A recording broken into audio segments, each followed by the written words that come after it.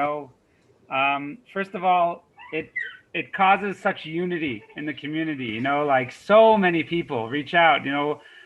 In the month of December, we had raised funds from over 100 people. 100 individual people. It was so exciting. It was so it just gives such a positive note to everyone, or at least to us. It's really positive. We're always really happy when we do campaigns. And I said, okay, great. Now it's January 1st. Now I can retire. You know, it's a new year. There's some cash in the bank and everything like that. So I just make mention. We're probably this is unrelated, but we're probably going to New York for Shabbos. Bracha wants to visit her dad. Don't worry, do it very safely and everything, and we'll quarantine and do all the different things we need to do. But yeah, so I was like, okay, it's January 1st. I can retire for the year. What happened is someone came to me after the campaign. I had a friend who told me. He said, I can join the campaign and give a little, but he's like, I really want to partner with you. I really want to do something big in Chabad Prescott. That was a friend of mine from yeshiva that I studied with for many years. Okay, no problem. So I was thinking different ideas. Then someone came to me and said, I really want to make this shul beautiful. How much did you need? So I told him, I said, I need 65. I need 130,000. So he said, okay, I'll put 65. Can you get the other 65? So I said, I just made a campaign. I said, I don't know if I can do that. So he said, okay, well, get back to me. Let's try and see what we can do. So then I spoke to my friend who wanted to partner, and he said, I'll give you the light, all the lighting, and all the air conditioning, heating. Oh my God! I'll give you between $20,000 and $30,000 hopefully this year. That's so yay! Wow. So that's a start. But I just ruined my retirement plan. What can I say? You're back to because work when you again. build something, it's never a bill to pay, especially with a synagogue. It's always just a tremendous amount of work. I mean, you have to put thought in every tile. So that is kind of, I guess, the next impending pending project. Although I still have details to iron out. I don't know yet what direction it's fully going to go. But that is just kind of things that happened in the last couple of days. Very nice. So just to mention, this week, yesterday was Mushka's birthday. So I always point out, the connection to the Parsha. So this week's Parsha, we start the beginning of the story of the Egyptian Exodus. The Jewish people in last week's Parsha, they end up in Egypt. Jacob died, Joseph died. And then the beginning of the Parsha now mentions again all the Jews who came down to Egypt. The Egypt saga has begun. The slavery didn't start till all the brothers died, but slowly, it was happening. But they knew it was going to happen. God had told Abraham, he told Jacob, they all knew it was going to happen, and here it was happening. So the Torah tells us about Pharaoh's decree. It says, Vayakam melech chadash, there was a new king who didn't remember Joseph. And the rabbis argue in the Talmud, was it an actual new king? The previous king died, and this was a new king? Or was it just, the king had a new agenda, a new personality? Joseph died, that generation died, he was still Pharaoh. Let him go and do things differently now. Either way, he was very worried about the Jewish people. The Jewish people were having, average was having 6 kids at a time. So they were really multiplying. It says, they were paru v'ravu, they were multiplying v'yishritzu. They were multiplying like rats. They were having so many kids at a time. This is what the Torah says. So now they were just 70 souls that came down to Egypt, and now they were heading towards hundreds of thousands very, very quickly. It says that, in Judaism, we have 600,000 souls we always talk about. So it says when Adam sinned, he didn't just contaminate himself with sin. He didn't just bring death onto himself, but it was actually the 600,000 souls that existed, which were all part of his soul that he had brought death to. So this was actually starting the process of fixing Adam's sin. We have 600,000 souls, and kids are sextuplets are being born everywhere. They always have in the cartoons for the kids, they have like a mom with a cart with 6 babies in it, So Pharaoh saw this is going to be a threat to the Egyptians. the Egyptians, the Jewish nation would overrun the Egyptians. There would be more population of Jewish people, Hebrews, in Egypt. So he made a decree to kill every boy, right? Every boy should be killed. And he called in Shifra and Pua. Shifra and Pua were the two midwives of the Jewish people. And he says to them, I want you to arrange that every boy is killed. So Shifra and Pua, who are actually Yocheved, Yocheved's very advanced in age. I mean, she's like in her 120s. She's from a different generation. This is Moses' mom. She hasn't actually had Moses yet. And Miriam, her daughter. And their names are Shifra and Pua. One of them, Shifra, means she would take, sometimes babies their limbs are dislocated. They go through some intense, aerobics. And she would fix the babies up. And Pua would sing to the babies. And they refused to do it. So, of course, they got in trouble. So Pharaoh brings them in. And the Torah says Pharaoh brings them in. And Pharaoh says to them, you guys aren't listening. So they tell Pharaoh, they say, you have to understand, the Jewish women are not like the Egyptian women. Ki chayis heina, the Jewish women are like animals. They give birth, they don't need midwives. In fact, for the hundreds of thousands of Jewish people, there's only 2 midwives. It's very rare that someone needs a midwife. They give birth like animals. Nowadays you go to the zoo and they say like, oh, wow, the giraffe is giving birth today. And they have a whole emergency team and it's a whole operation. But in the wild, animals just give birth to babies and, they just plop out and that's it. They get up and walk away. So that's what they said about the Jewish bombs. They said, we can't control who, anything with their kids. They never come into our jurisdiction. Only once in a while, there's a mom that needs us. So I always felt that, the Parsha was connected to Mushka's birth, as obviously, remember that Mushka was born in the kitchen like an animal. Literally, she came out. There was no birth. Oh, come on, Rabbi. Right? So, A little I harder always than felt that. kind of special that it falls out in this. With the help birthday of- falls out next to this. With the help Phyllis. of Phyllis. Phyllis, you're the animal Hey, director. Phyllis. Food director. So, Phyllis didn't even make it 100%, right? She came in right when it happened, or right the split second. So that was a blessing. We know that when Mashiach comes, it says that women will once again have a lot of babies like that. And one of the things that happened to Eve, one of her curses was birth pains, right? Was birth pains. And when Mashiach comes, there'll be no more birth pains, right?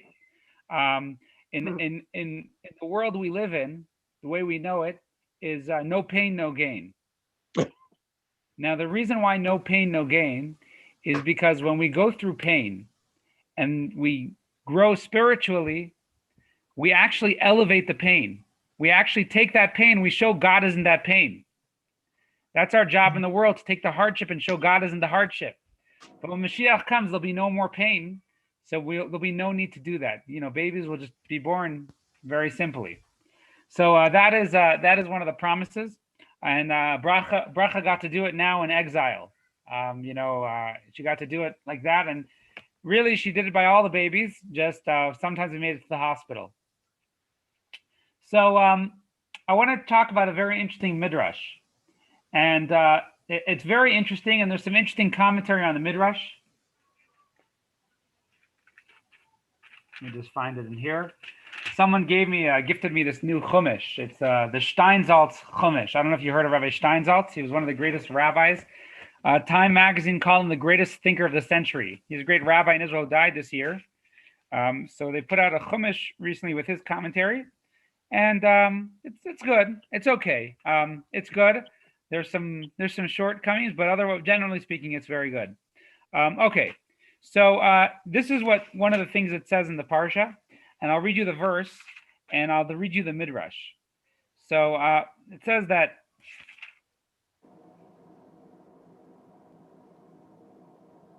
Okay, so it says there was a new king. I'll read it to you in here, and just in English.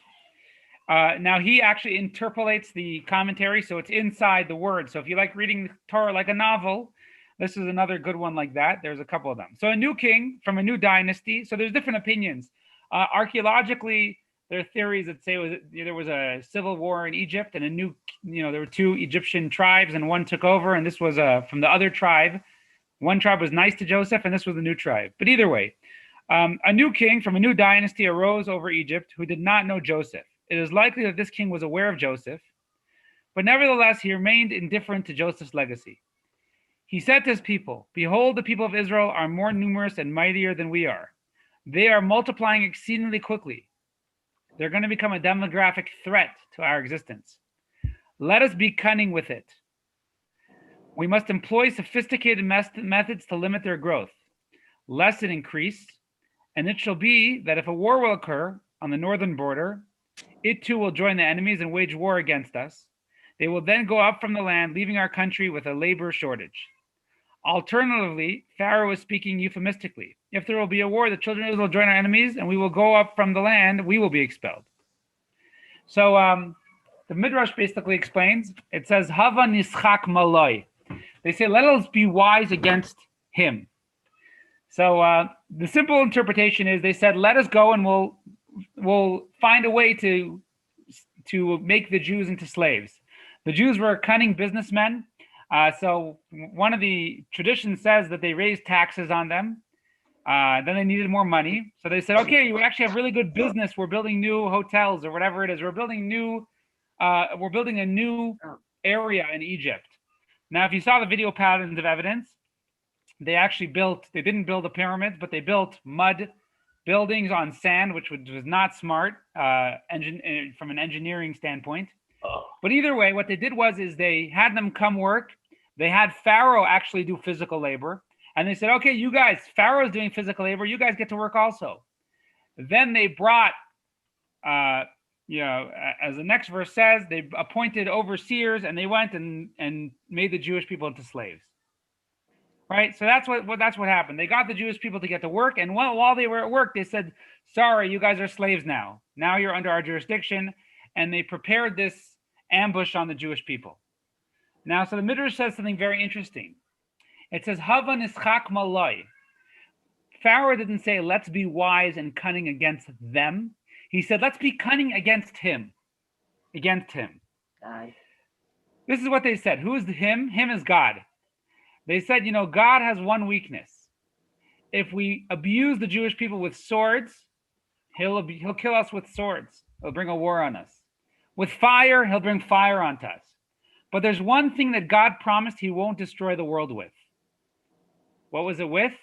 Flood. It was with water. God said, I'll never make a flood. He said, let us go and we'll drown the Jewish boys. Right? This is what we'll do. We'll use water tactics. Now, what he didn't realize is God promised he won't destroy the whole world with water.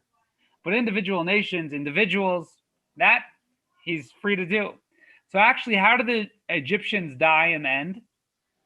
At the splitting of the sea.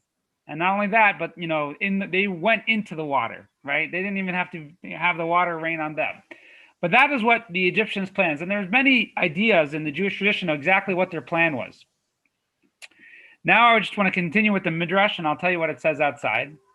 It says that Pharaoh, let me actually open it inside. Where did I have that book of Midrash?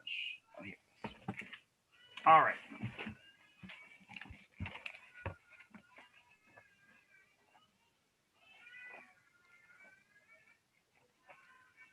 All right. So it says Pharaoh had 3 advisors, right? He was trying to figure out what to do with the Jewish people. He had 3 advisors. Who were the 3 advisors? Does anyone know? Snake. Mm. No? No. 3 advisors. Magician. Okay. One was Fauci. Okay, I'm just seeing you paying attention. Okay. I'm just seeing you paying attention. Okay. There were 3 advisors. Bilam, Eov, and Yisro. Bilam was one of the advisors of Pharaoh, right? He's a character later in the Bible. Right. One was Job. Now, this is very interesting, Midrash. There's different opinions of who Job was. In fact, some commentaries in the Talmud say Job didn't even exist. Job is a philosophical work. It's a parable. But this Midrash, Rabbi Chia, obviously, and Rabbi Simon, Rabbi Simon holds that Job was a person. And here's Job's story. So he says there's Bilam, Job, and Jethro. Pharaoh had these three advisors, right? And they're sitting there. And he asked them what to do, right? He asked them, how should we destroy the Jewish people? So each one gave an answer, and each one gave a different, got a different punishment. And that's what we're going to talk about today. So again, who are the three advisors? Bilam, Job, and Jethro. Now I'll go through each one separately. So Bilam, he asked Bilam, and he said, now who is Bilam? We'll say in a second. He asked Bilam, what should we do? And Bilam told him, you should punish the Jewish people. He was killed. We find later in the Torah, who was Bilam? Bilam was a prophet. He was a Gentile prophet. He was one of the greatest prophets in history. Many opinions say he was second to Moses. Moses was the greatest prophet. And the Gentiles said, hey, if we had a prophet like Moses, we would also, serve one God, etc., etc. So God said, okay, I'll give you a prophet. He gave them a prophet, Bilam, and Bilam was as evil as anyone could imagine. We find that Bilam, basically, he tries to curse the Jewish people later in the Torah. What happens is blessings come out of his mouth. He suggests to the population there that want to destroy the Jewish people, he says, the only way to destroy them is if you get them to sin. If we curse them, nothing will happen. But if we get them to sin, God will punish them. So they cause the Midianite women to go and make the Jewish people sin. And then the Torah tells us that the Jewish people revenge Midian, that the women seduced all the men, the Jewish men, and then the Jewish people took revenge. And one of the people they killed was Bilam. What happened to Bilam? Bilam was flying, actually. He had flying powers, some kind of spiritual jetpack. He had flying powers. He was able to manipulate spiritual forces in the world to do different things. And it says that Pinchas, later on in the Torah, goes and he takes the part of the breastplate of the high priest, and he holds it up, and Bilam falls down and dies. That was the story of Bilam's death. So Bilam gave bad advice on the Jewish people, and he got killed, right? That's what happened. That is the story that it brings here with the first guy. So again, Bilam. Later we find Bilam again. We find that Onkelos Clonicus. Onkelos was the nephew of Titus, and he was a proselyte, and he wanted to convert. But before converting to Judaism, he decided to do some necromancy. So he calls up Bilam, and he tells Bilam, what should I do? Should I become Jewish? What should I do with the Jewish people? And famously, Bilam tells him that he has eternal punishment, but, hurt the Jews as much as you can in this world, because the world to come, you won't be able to. Anyways, Onkelos ends up converting to Judaism, but that is the story of Bilam. Bilam dies. He gets killed as a punishment for telling Pharaoh to to hurt the Jewish people. The next one we have is Job. Now, who is Job is a subject for itself. The Midrash says Job was quiet, right? So Pharaoh said, what should I do with the Jewish people? Bilam spoke up. He got killed. Job was quiet. What happened to Job? Job got pain. He suffered, had a life of suffering. In the end of his life, it was happy, but during his life, the Jewish tradition goes that Job basically, he was a big believer in God, and the evil forces in heaven wanted to test him and prove to God that eventually he would give up his belief in God. And they took his children, tremendous tragedies happened in his life, took his money, everything, and in the end he survived. And he had happiness in the end of his life. But either way, Job went through many Yisurim, and the lesson from Job, we went through many, he was inflicted a lot of pain, but we learned that Job was able to see a higher reason for things. So Job was quiet, right? So Pharaoh said, "No, what should I do? Should I kill the Jewish people? Should I make them slaves? Should I punish them?" Bilam said, "Break them, hurt them." Job was silent. And then we have the third guy, Jethro. Now, who is Jethro? We find in the Torah, Jethro was famous for being Moses' father-in-law, but he was the priest of priests. He had tried every form of idolatry. He was a professor in every form of idolatry. He was an incredible professor, wizard. He was expert in everything. What we find is that he runs away. he doesn't say anything, and he runs away. So these are the three opinions that we have here. These are the three guys that we ran away. Now, what does it say? What happened to Job? So it says that Job was what happened to Jethro? Jethro went away to Midian. Moses married his daughter, right? And then eventually he joined the Jewish people and converted. He joined the Jewish people sometime during the desert, either right after the giving of the Torah or right before. He went to Israel, and it says that his children became rabbis. They became part of the Sanhedrin. So he not only was he not punished for running away, but he actually was rewarded. He actually was rewarded that his children should become great Torah scholars of the Jewish people because he ran away. All right, you got it? So this is the Midrash. Let me just recap. We got Pharaoh sitting over here, and we got three guys over here. One of them is Bilam. He's a prophet. One of them is Job. Job, interesting guy. We're not exactly clear who he is, but he's an advisor. And the third one is Jethro. So now I just want to mention there are different commentaries on this midrash. I'm going to ask some questions, and I'm going to start off with the Rebbe's commentary on this. Very interesting questions the Rebbe asks on this story, and we'll have a really strong lesson about how Jewish people, being a minority in the world today, how we need to, face the world, and we can learn a lesson from this and how we will prosper. There's some older interpretations as well that we'll do. Any questions so far? Rabbi, I was curious. So the Job we're talking about is like when we hear the patience of Job. Is that who we're talking about? Yes, the book of Job. And so now, just to mention about a good point you brought out. Obviously, when God gives punishments, they have to fit the crime and they have to teach a lesson to the person, right? It's not enough just to punish them and get rid of them. They have to teach a lesson. So in Job, in Jewish tradition, he's considered a good person. Some say he was even Moses himself. Moses, in the end of this Parsha, we have about 40 years of Moses traveling that we don't know about. And for another time, one time many years ago, I gave a class on the Midrash of Moses. It says that Moses went to Ethiopia, and there was a coup in Ethiopia against the king, and he fought, and he lived there for 40 years. Fascinating midrash, but it's one of the most controversial midrashim in Jewish history. There were about 1,000 years ago, they had a lot of midrashim, but the question was how many of them were 1,000 years old and were ancient tradition? I'm talking 1,000 years ago. So how many of them were 2,000 years old and had ancient tradition, and how many of them were just made up to entertain the masses? Now again, back then you couldn't look up things online. You couldn't really fact check, right? And sometimes a rabbi needed to put together a good speech. So there's this long tale about Moses, and it's a debate amongst rabbis if it ever happened or not. Or did some rabbi pull up a midrash to try and entertain the masses? There's actually a story of a rabbi named Nechida. Now, the midrashim we have today, we have the story of Moses.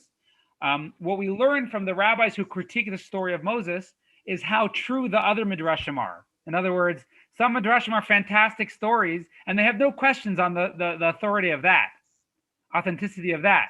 But here's one that some question the authenticity. We see how true the other ones are, and how this one has a question of authenticity. I just want to share something interesting. There was once a rabbi in the 1500s, or in the more like the 1600s, and someone came to him and they said, "Rabbi, I found this midrash, and it, the beginning and the end, it doesn't make sense if you read it. If you read it, and he had all these questions and everything. He said, Rabbi, what's the answer? So the rabbi figured that this guy made it up. This rabbi knew all the midrashim. He said, he must have made it up. So he told the guy, he said, oh, you didn't read the next midrash? It has all the answers. Right? So anyways, so just to go into it, let me just introduce some of the questions over here. And the Rebbe asked us on Purim in 1971. Now, Purim was an interesting time because Purim, the Rebbe would say awesome things. He would also sometimes break some rules, say things. The Rebbe would speak about Jewish pride. And year after year, the Rebbe would kind of, make fun of, I guess, the American Jews who were there and telling them, like, come on, you got to go be proud. You got to go be proud to be Jewish. You have nothing to worry about. And that was a lot of times the theme that that the Rebbe would speak about. So here's what the Rebbe spoke. The Rebbe spoke about these three guys, and he really questioned the punishment. So first we have Bilam. Bilam gets punished by death. God punishes him with a horrible death. Why? Because he speaks negative against the Jewish people. Now, this is before the Jewish people became the chosen people. They were in Egypt, right? What did Bilam do so wrong? Pharaoh was asking him what to do in his country to control a force in his country that could destroy the economy, potentially wage war with the government, overthrow the government, the Jewish people, right? What did he do so wrong? So that's the question we're going to keep in the back of our mind for Bilam. It's true that, perhaps you should always be merciful to every person, but Pharaoh wanted to know. Pharaoh was worried his country would be overthrown by this nation that was having 6 kids at a time. What did Bilam do so wrong? You got the question? Okay, right? Question number one. When a country wages war, when America wages war, it's not always, sometimes they're innocent people, but we're looking at the greater good. We're looking at the greater lives that we can save. And there may be evil forces in the world that by providence ended up this way that, that innocent people sometimes have to be punished. All right. Now, Job, right? Job is punished with pain. Why is Job punished? Think about it. You're sitting there and Pharaoh says, what should I do? Right? And Job is silent. Well, he's probably pretty scared, right? He's probably pretty scared. Pharaoh wants to know if he should go and trap the Jewish people and make them slaves. He's probably pretty scared, right? Why is it so bad?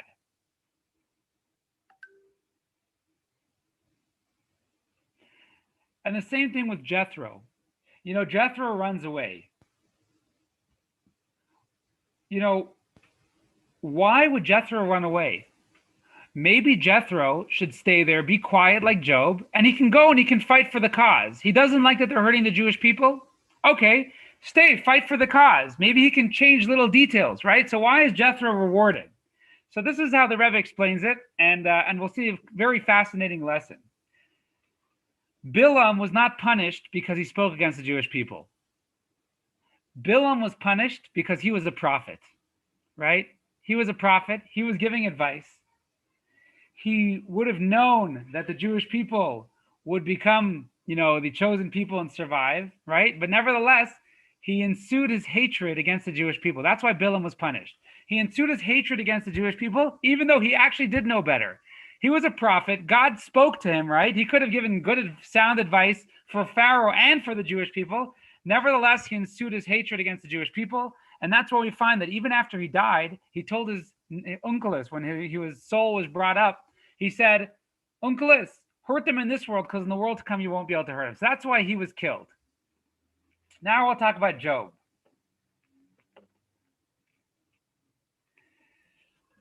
Job was quiet, right? He was afraid to speak up, or he knew if he spoke up, he'd be killed. He spoke up for the Jewish people. What's the problem with that? The problem is Job was given a place of advice. He could have given advice, right? He could have given advice by divine providence. He could have given advice, and he didn't give advice, right? And not only that, but we have a law in Judaism, shtika kahoda. When you are quiet, it actually is an admission. In Jewish law, if they bring a witness in and they say in front of the witness, they say, this is what happened, and he's quiet, he's given admission to what everyone said until then. Sometimes it's important to speak up. Job was given a job as advice, and he didn't use out his job as advice. He didn't take the opportunity. Now we have Jethro. Jethro knew that if he speaks up, he'll die. But he said, you know what? If I can't speak up, then I don't belong here. I don't belong here, and I'll walk away. He walked away. He made some sort of protest. It was some sort of protest. That was the best he could do. And even for that little protest, he was awarded tremendously. Jethro realized that by he himself walking away, that would be actually an opportunity to show that he doesn't agree with it. That's the best he can do right now without getting killed. So here's how the Rebbe spoke about it there. Sometimes we're put in a situation where the world wants to know our opinion. and we know that we want to keep good. We want to keep good relationship. That's what Job did. That's what Bilam did. Bilam agreed with Pharaoh. He said, "Let me keep a really good relationship with you. If we want to survive in this world, we have to keep a good relationship with the government, with whoever's running our life." Job and Bilam, they said, we're going to keep a good relationship. Job said, I'll be quiet. I don't want to break this powerful relationship. Jethro did something very special. He was willing to give up on his government post. He sacrificed everything he had then. When a Jew nowadays is in a situation where people are doing things against the Torah, sometimes we have to realize that it's not our place. That's what Jethro did. He didn't try and keep the relationship. He said, this is not my place. And he walked away.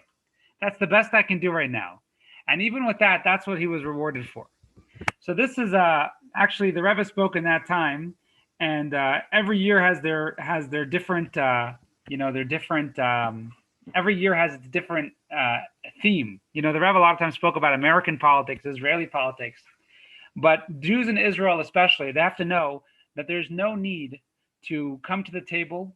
There's no need to negotiate if it's not going according to the Torah. God will protect us and he'll find a way. What happened with Jethro?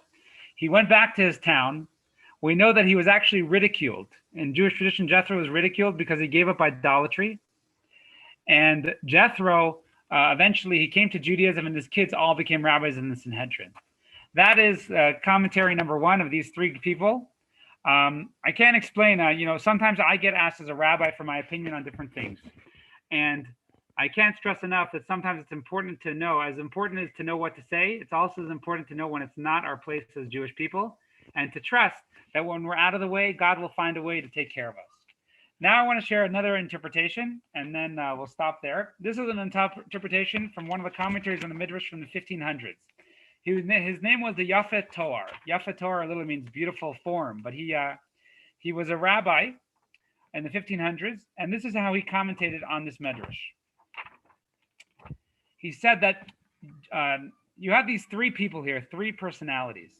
There's three personalities out there. And whenever life comes to a hard situation, there's these three outlooks. And I think a lot of people fall into one of them. The first one is Bilam. Bilam is a wizard. He's spiritual. He knows all sorts of witchcraft. He's even a prophet. He even speaks with God. He was able to do all sorts of witchcraft. Job was a scientist. A lot of opinions say Job was a scientist, and he was always relying on probability, right? Job was always relying on probability. That's what scientists do. It's not a problem. It's a good thing. And Jethro, he was a spiritual scientist. His expertise was what we call the mazalot, the constellations. I don't really know much about constellations nowadays, but in the olden days, they're just like you have science based on biology and chemistry. There was also science very strongly based on astronomy and making predictions. It's much different than what everyone calls astrology today. Very, very different. You can see from the writings that they actually, it wasn't that they were able to see more in the stars, but they actually had traditions of how to read things that we don't have anymore. So anyways, you have these three guys, and Pharaoh has three advisors. One guy is going to answer with witchcraft, right? One guy is going to answer from a perspective of a wizard. The other guy is going to answer, if it's smart to hurt the Jews, from perspective of science. That's Job. And the third guy was going to explain from the perspective of astrology. What happened? Bilam said, hurt the Jewish people, destroy them. What happened? We find in the Torah, we keep finding this back and forth, how the wizards, the magicians of Egypt, were not able to stand up to Moses, right? Next week's Parsha, we're going to read that the magicians were not able to stand up to Moses. God showed Bilam and his people that the Jewish people are not subject to witchcraft. We can't be hurt by witchcraft. The second advisor was a scientist. He said, yes, scientifically, if you'll go and you'll make a siege over the Jewish people, he was quiet, right? So he admitted that scientifically it would be successful.